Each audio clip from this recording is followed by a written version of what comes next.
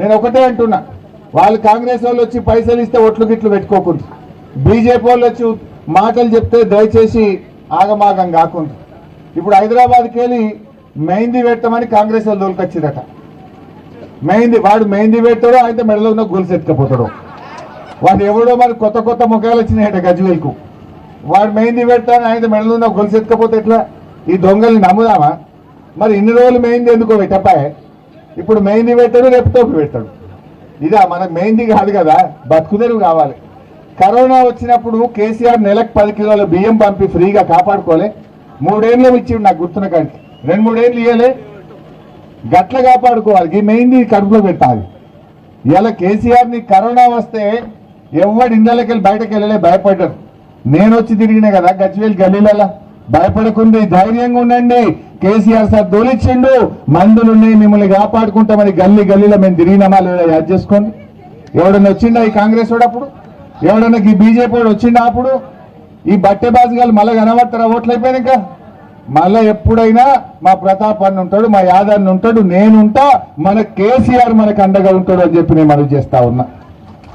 ఎప్పుడైనా కలగన్న మా చెల్లెగా పాండవుల చెరువు గంత ముద్దుగా అవుతుందని?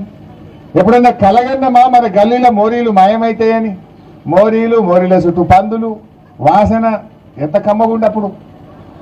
ఇప్పుడు ఉన్నదా? ఏమైనా వాసన ఉన్నదా? మోరీ ఉన్నదా? మరి నీళ్లు ఒకప్పుడు గజ్వేల్లో నీళ్లు కావాలంటే మోసి మీ భుజాలు కాయలు కాయపోవు. సైకిల్కు అటొక బకెట్ ఇటొక బకెట్, సైకిళ్ళ మీద తెచ్చుడు, బండి మీద తెచ్చుడు, బోసుడు, ఆ ట్యాంకర్ల వెనుక బిందెలు కొట్లాడితే సొట్టలు పడుడు. యాదుకుందా? పిల్లని ఇయ్యాలంటే గజ్వేల్కు భయపడ్డారు ఒకప్పుడు. నా బిడ్డను నీళ్లు మోయ పెడతారు అని. ఇంకా ముందు కాలే మీ నాయన అప్పుడు పిల్లనిచ్చేటప్పుడు? యాద్ చేసుకొని ఎట్లా మర్చిపోదాం? కేసీఆర్ వచ్చినాక ఇవాళ ఫస్ట్ ఫ్లోర్కు నీళ్ళు వస్తున్నాయా లేవా? మీదికి వచ్చి రోజు నల్లొచ్చేటట్టు చేసిండా లేదా? అప్పుడు ప్లాస్టిక్ బిందెలు అమ్మటోళ్ళు వద్దురు, బండి నిండా పెట్టుకోండి. ఇప్పుడు ఆ ప్లాస్టిక్ బిందె లేదు, బిందెలు పట్టుడు లేదు. ఉన్నదా? ఎవడో వాడు అంటాడు కేసీఆర్ అత్తలేడు. అరే కేసీఆర్ రోజు ఇంట్లో నల్ల తిప్పితే నీళ్ళలో పొద్దుగాలు వేస్తే బిందెలు చూసేదే కేసీఆర్ ముఖం కదా.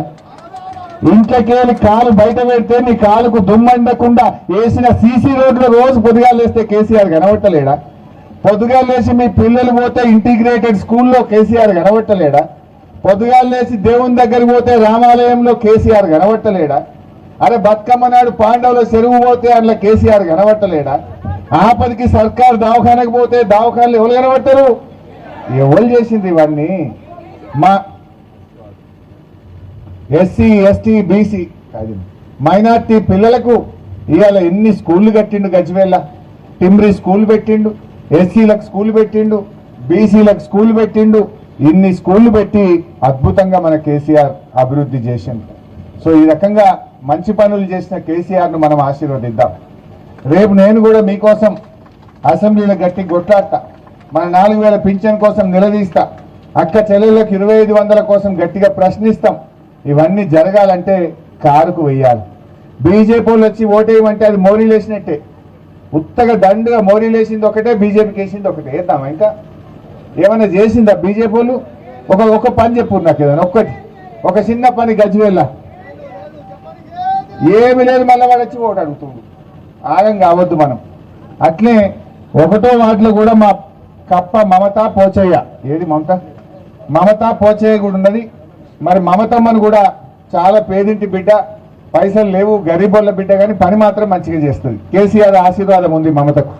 మీరందరూ కూడా ఇటు మమతకు, అటు మామిడి శ్రీధర్కు, పద్మాబాయి నరసింగరావుకు, షేక్ హరీఫ్, నవాజ్ మీరాకు మీరందరూ ఓట్లేసి దీవించాలని కోరుకుంటూ, ఎప్పుడైనా నేను మళ్ళీ మీకు అందుబాటులో ఉంటాం. కష్టాల్లో ఉంటాం, పండుగలో ఉంటాం.